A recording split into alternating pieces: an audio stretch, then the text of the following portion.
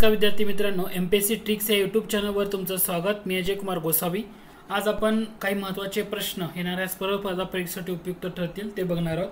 ते प्रश्न पाहण्या अगोदर एक महत्त्वाची अपडेट ती म्हणजे तुम्ही जर आमचं आपला टेलिग्राम चॅनल जॉइन केलं नसेल तर नक्की करा। एमपीएससी ट्रिक्स रिपोर्ट 2022 चा। आता या रिपोर्ट बाबत तुम्हाला काय काय लक्षात ठेवायचं आहे त्याच्यावर दिलेला मी हा प्रश्न आहे।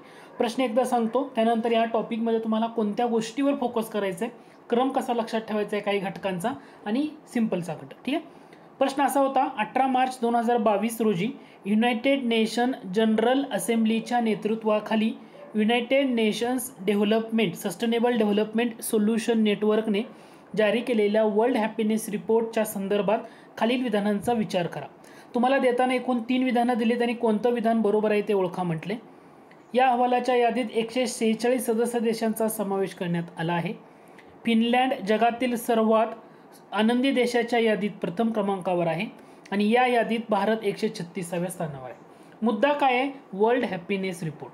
आता या टॉपिकला सुरुवात करताना मी एक्सप्लेनेशन करतो आणि त्यामध्ये काय काय लक्षात ठेवायचं ते सांगतो। या प्रश्नाचं जर तुम्हाला विचारलं अचूक उत्तर काय आहे, वरीलपैकी सर्व विधानं तुमची बरोबर आहेत, हे तुमचं अचूक उत्तर आहे। पहिला मुद्दा, वर्ल्ड हॅपीनेस रिपोर्ट कोणातर्फे जाहीर केला जातो किंवा कोणातर्फे प्रसिद्ध केला जातो? सुरुवातीला पहिल्यांदा तुम्हाला युनायटेड नेशनची जनरल असेंब्ली UNGA म्हणतो आपण, युनायटेड नेशनच्या जनरल असेंब्लीच्या अंडरखाली जी संस्था आहे त्याचं नाव आहे युनायटेड नेशन SD म्हणजे सस्टेनेबल डेव्हलपमेंट, SN म्हणजे सोल्युशन नेटवर्क, म्हणजे United Nation Sustainable Development Solution Network ही जी संस्था आहे ही संस्था जारी करत असते। म्हणजे UNGA ही मूळ संघटना, त्याच्या अंडरखाली येते UNSDSN म्हणजे United Nation Sustainable Development Solution network, यांच्या मार्फत हा वर्ल्ड हॅपीनेस रिपोर्ट जारी केला जातो। आता या रिपोर्टमध्ये काय महत्त्वाचं आहे आणि काय घटक आहे? पहिला मुद्दा, या रिपोर्टमध्ये 2022च्या एकूण 146 सदस्य देश आहेत। किती देश आहेत? 146। पण चर्चेमध्ये का आला हा रिपोर्ट? कारण या वर्ल्ड हॅपीनेस रिपोर्टमध्ये भारताचा क्रमांक एकदम खाली तळाला आहे। तळाला म्हणजे जवळपास 136व्या स्थानावर आहे। 146 पैकी वर्ल्ड हॅपीनेस रिपोर्टमध्ये आपण 136व्या स्थानावर असल्यामुळं हा रिपोर्ट जास्त चर्चेमध्ये होता आणि या रिपोर्टमध्ये फिनलँड हा जगातली सर्वाधिक आनंदी देश आहे। मग तुम्हाला काय लक्षात ठेवायचं आहे? एक तर भारताचा क्रमांक कोणता, पहिल्या क्रमांकावर कोणता, 146 क्रमांकावर कोणता, आणि एवढं लक्षात ठेवलं मोर दॅन इनफ आहे। आणि कोणामार्फत प्रसिद्ध केला जातो, कोणामार्फत म्हटल्यानंतर हे मी तुम्हाला अगोदर सांगितलं, पहिला मुद्दा। ठीक आहे, आता या रिपोर्टमध्ये पहिल्या 3 क्रमांकावर असणारे देश कसं लक्षात ठेवायचं? FDI आपण म्हणतो ना, फॉरेन डायरेक्ट इन्व्हेस्टमेंट, तसं F म्हणजे काय? फिनलँड। F म्हणजे काय? फिनलँड। फिनलँड हा रिपोर्टमध्ये सर्वाधिक पहिल्या क्रमांकावर असणारा देश आहे। D म्हणजे काय? डेन्मार्क। डेन्मार्कचा क्रमांक दुसरा येतो, लक्षात ठेवायचं। FDI ट्रिक म्हणा थोडक्यात, डेन्मार्क। आणि तिसरा येतो आइसलँड, तिसरा येतो आइसलँड। हे मेन 3 देश की जे वर्ल्ड हॅपीनेस रिपोर्टमध्ये पहिल्या 3 क्रमांकावर आहे। न्यूझीलंड हा देश आहे तो 10व्या क्रमांकावर पाहायला मिळतो। न्यूझीलंड हा जो देश आहे तो तुम्हाला 10व्या क्रमांकावर पाहायला मिळतो। म्हणजे FDI म्हटलं, फिनलँड 1 नंबर, डेन्मार्क 2 नंबर आणि आइसलँड 3 नंबर, हे वर्ल्ड हॅपीनेस रिपोर्टनुसार पहिल्या 3 स्थानावर आहेत। म्हणजे मुद्दा समजला, पहिल्या 3 स्थानावर कोण? भारताचा क्रमांक 136, मग 146 सदस्य देशांचा समावेश आहे। मग 146वा देश कोणता? तर तुमचं उत्तर असलं पाहिजे या ठिकाणी अफगाणिस्तान। तुम्हाला माहीत असेलच, अफगाणिस्तान सध्या जास्त चर्चेत आहे कारण तालिबाननी तिथे सत्ता हस्तगत केली किंवा तिथं सत्तांतर झाले। पण याच्या अगोदरही अफगाणिस्तान। आता ह्या रिपोर्टचं वैशिष्ट्य अफगाणिस्तानबाबत आणि ह्या रिपोर्टबाबत वैशिष्ट्य काय आहे? सलग 5व्या वर्षी अफगाणिस्तान काय आहे? शेवटच्या क्रमांकावर आहे। 5व्या वर्षी अफगाणिस्तान कसं आहे? शेवटच्या क्रमांकावर आहे।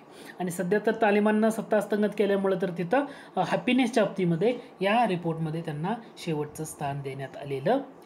पहिला मुद्दा क्लिअर झाला, याच्या बाहेर तुम्हाला इथं काही लक्षात ठेवायची गरज नाही। त्यानंतर प्रश्न क्रमांक 2, भारतातले पहिले smart managed electric vehicle charging station, smart managed electric vehicle charging station February 2022 मध्ये कोठे सुरू करण्यात आले? सध्या अशा टाईपचे प्रश्न विचारतात। EV म्हणतो, इलेक्ट्रिक व्हेकल सध्या चर्चेतला घटक आहे। तर इथं लक्षात ठेवा, तुम्हाला महाराष्ट्र, आसाम, दिल्ली आणि केरळ दिले। करेक्ट आन्सर येतं दिल्ली. ओके, दिल्लीमध्ये सुरू करण्यात आलं. मयूर विहार दिल्ली या ठिकाणी, नवी दिल्ली, मयूर विहार दिल्ली, नवी दिल्ली या ठिकाणावरून हे सुरुवात करण्यात आलं. आता अशा टाईपचं स्टेशन कशासाठी असतं तर पर्यावरण संरक्षण आणि इलेक्ट्रिक वाहनांना प्रोत्साहन देणं एक महत्त्वाचा उद्देश आहे आणि या दृष्टीनं हे सुरू करण्यात आलेलं आहे. आता हा प्रश्न जास्त एक्सप्लेनेशनची गरज नाही, सिम्पलचा घटक आहे, फक्त त्या मुद्द्याला तुम्ही थोडंसं फोकस करा किंवा त्या मुद्द्याला थोडंसं लक्ष द्या. पुढील प्रश्न आहे तो म्हणजे ऑस्कर अवॉर्ड. 94वे ऑस्कर अवॉर्डची घोषणा झाली. तुम्हाला याच्यामध्ये खाली काही विधानं दिली त्यांनी म्हटले कोणतं विधानं विचारात घ्या आणि दिलेल्या विधानामधून कोणतं विधान बरोबर आहे ना ते ओळखा असं म्हटलेलं आहे. आता ऑस्कर चित्रपटाबाबतीत तुम्हाला काही घटक इथं थोडेसे लक्षात ठेवावे लागतील. आता या 94वे ऑस्कर पुरस्कार घोषणा कधी झाली तर 27 मार्च 2022 रोजी झाली. कुठं झाली? लॉस एंजेलिस USA येथे ते पुरस्कार सादर करण्यात आले, त्याच्यामुळे ते ओळखले जातात. आता या पुरस्कारामध्ये तुम्हाला काही घटक आहे, जसं तुम्हाला म्हटले सर्वोत्कृष्ट चित्रपटाचा पुरस्कार यामध्ये कोडा चित्रपटाला देण्यात आला. खूप महत्त्वाचा चित्रपट आहे कोडा सर्वोत्कृष्ट चित्रपट म्हणून दिलाय. तर या प्रश्नाचं अचूक उत्तर आहे बरोबर, म्हणजे पहिलं विधान बरोबर आहे. कोडा चित्रपटाचे जे दिग्दर्शक आहेत त्यांचं नाव काय? सायन हेडर. कोडा चित्रपटाचे जे दिग्दर्शक आहेत त्यांचं नाव काय? सायन हेडर. हे इथं लक्षात घ्या.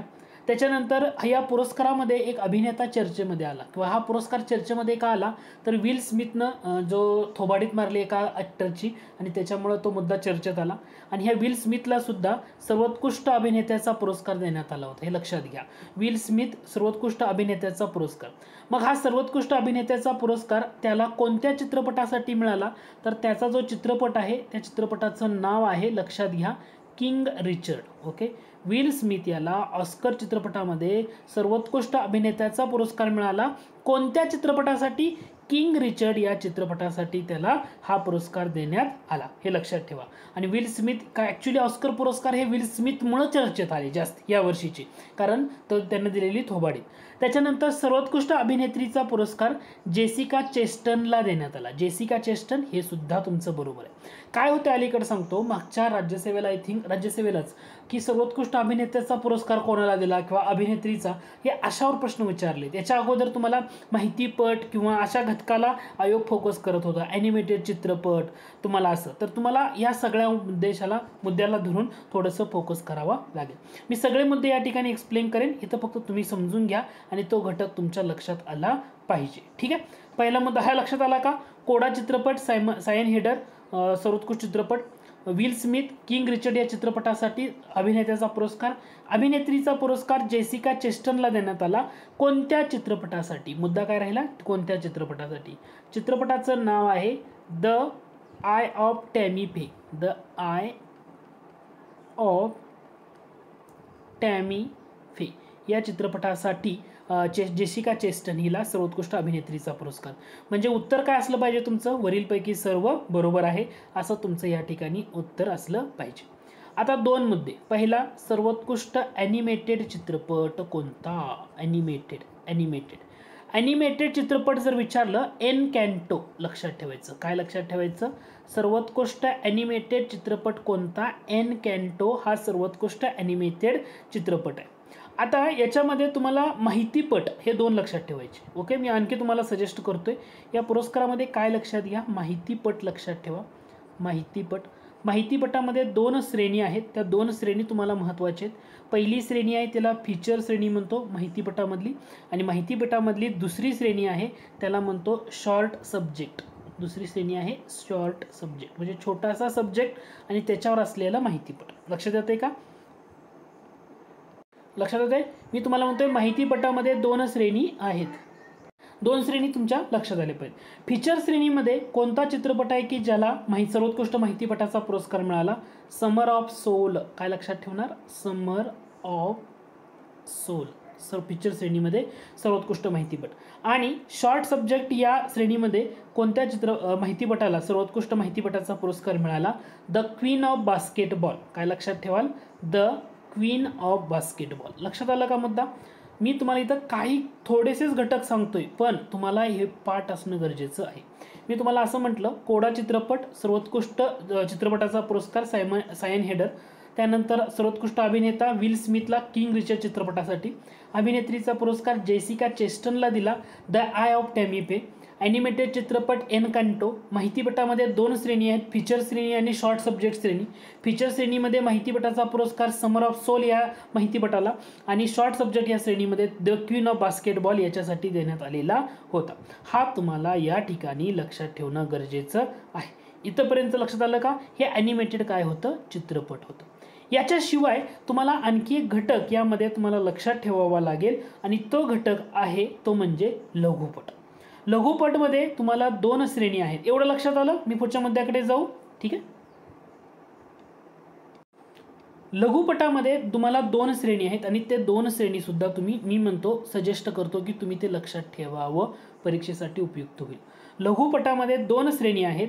पहिली श्रेणी आहे, एक आहे त्याला म्हणतो आपण ॲनिमेटेड लघुपट आणि दुसरी श्रेणी आहे त्याच्यामध्ये लाईव्ह ॲक्शन म्हणतो आपण त्याला. ॲनिमेटेड लघुपट, लाईव्ह ॲक्शन लघुपट असे 2 श्रेणी आहेत. ॲनिमेटेड लघुपटामध्ये कोणत्या लघुपटानं सर्वोत्कृष्ट पुरस्कार मिळाला? The windshield Wiper. Okay, The windshield Wiper. मी जेवढे घटक तुम्हाला आत्तापर्यंत सांगितलेत ना या पुरस्कारातले, पाठ करून ठेवा, परीक्षेसाठी इम्पॉर्टंट आहेत. आणि लाईव्ह ॲक्शनमध्ये The long Goodbye. Okay, हे जर तुम्हाला लेक्चर ऐकत असाल तर तुम्ही 1-2 वेळा 3 वेळा जर रिपीट केला हाच घटक, कारण तुम्हाला मी अनलिमिटेड वेळा हे लेक्चर पाहता येतील असं सेटिंग आहे आपली, तर तुम्ही अनलिमिटेड वेळा हे सारखं बघितलं नाही पाठ होऊन जातं तुमचं. लघुपटामध्ये 2 श्रेणी आहेत. मी काय सांगतोय त्याच्याकडे फक्त करा. लघुपटामध्ये ॲनिमेटेड आणि लाईव्ह ॲक्शन आहे. द विंडशील्ड वायपर आणि the long goodbye. Windshield wiper animated लघुपट, लाईव्ह ॲक्शन या श्रेणीमध्ये द लॉंग गुड बाय या चित्रपटाला मिळण्यात आला. तर हे झालं बेसिक घटक, मिनिमम तुम्हाला एवढं लक्षात ठेवा. याच्यानंतर तुम्हाला दुसरा घटक की कोणत्या चित्रपटाला सर्वाधिक ऑस्कर मिळाले आणि कोणत्या चित्रपटाला सर्वाधिक नामांकनं मिळाली होती. नामांकनं कोणत्या चित्रपटाला मिळाली? The power of the dog. लक्षात ठेवा, the power of the dog या चित्रपटाला सर्वाधिक नामांकनं होती. लक्षात, मी तुम्हाला थोडंसं सजेस्ट करतोय. याच्यामध्ये किती नामांकनं होती? 12 नामांकनं या चित्रपटाला होती. आणि सर्वाधिक ऑस्कर कोणत्या चित्रपटानं पटकावले हे पण लक्षात घ्या. सर्वाधिक ऑस्कर पॉवर ऑफ द डॉगला मिळाले का नाही? नामांकनं जरी 12 असली तरी डून नावाचा जो चित्रपट आहे, या डून नावाच्या चित्रपटानं सर्वाधिक ऑस्कर मिळवले ते होते 6. म्हणजे 2 मुद्दे मी इथं तुम्हाला परत सजेस्ट करतोय, लक्षात घ्या. ऑस्कर पुरस्कारामध्ये लघुपटामध्ये 2 श्रेणी होत्या, ॲनिमेटेड आणि लाईव्ह ॲक्शन. ॲनिमेटेड लघुपटमध्ये द विंडशील्ड वायपर या लघुपटानं पुरस्कार जिंकला आणि लाईव्ह ॲक्शन लघुपटामध्ये द लॉंग गुड बाय या लघुपटानं. नामांकनं मिळताना ऑस्कर पुरस्कारामध्ये सर्वाधिक नामांकनं होती 12. चित्रपटाचं नाव होतं द पॉवर ऑफ डॉग आणि सर्वाधिक ऑस्कर कोणत्या चित्रपटानं पटकावले? डून या चित्रपटानं सर्वाधिक 6 पुरस्कार त्यामध्ये मिळवलेले होते. तर तुम्ही मिनिमम एवढं लक्षात ठेवणं गरजेचं आहे. बाकी इतर घटक तुम्ही नोट्समध्ये दिलेत ते तुम्ही पाहू शकता.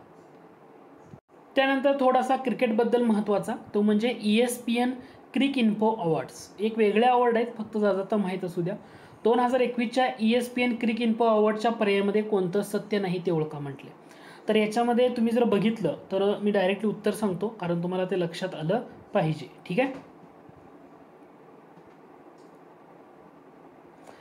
नोट्समध्ये बघताना थोडंसं आय थिंक जिथं मी सी केलेलं आहे, पण ह्याचं करेक्ट आन्सर जर तुम्हाला सांगायला गेलं तर तुम्हाला या ठिकाणी केन विल्यमसन वर्षातील सर्वोत्तम कर्णधार बरोबर आहे. पुरुषांचा T20 फलंदाज पुरस्कार जॉस बटलरला. पुरुष कसोटी संघाचा पुरस्कार कसोटी गोलंदाज पुरस्कार काईल जेमिन्सन न्यूझीलंडचा आहे. याच्यामध्ये फक्त भारताचा ऋषभ पंत येतोय, जो रूटला नाही आहे, ऋषभ पंत येतोय. ओके, लक्षात ठेवा, ऋषभ पंत.